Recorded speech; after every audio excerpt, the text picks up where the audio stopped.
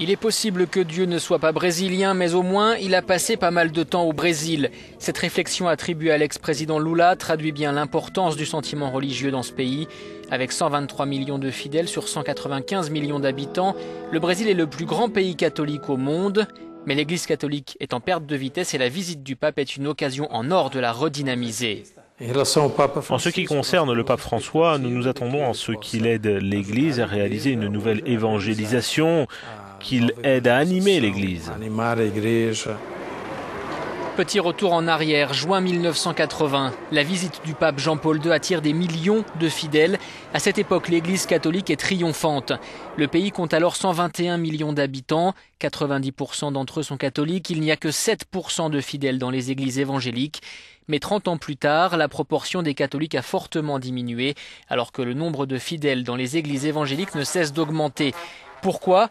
Les affaires de pédophilie, de corruption ont écorné l'image de l'Église catholique. Elle souffre également d'une pénurie de prêtres, rebutée par le célibat et la longueur de la formation, alors qu'en parallèle, les pentecôtistes forment des pasteurs à tour de bras.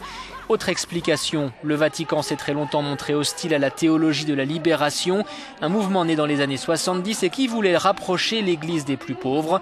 De nombreux fidèles se sont alors tournés vers les églises évangéliques, à leurs yeux plus proches de la réalité de leur quotidien. Le dimanche, j'allais aux messes de l'église catholique, mais les églises étaient toujours vides. Et un jour magnifique, on m'a invité à l'Assemblée de Dieu.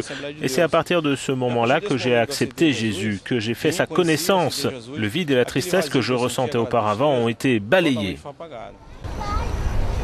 Depuis son élection, le pape François tente de prouver que l'Église prend en compte la souffrance des gens. Il a ainsi prévu de se rendre dans 2 localités de Rio où les églises évangéliques prospèrent.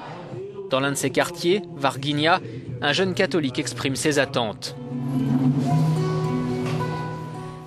L'unité, les gens ici ne se parlent pas. Ce qui va changer avec la visite du pape François, c'est que les gens seront plus unis.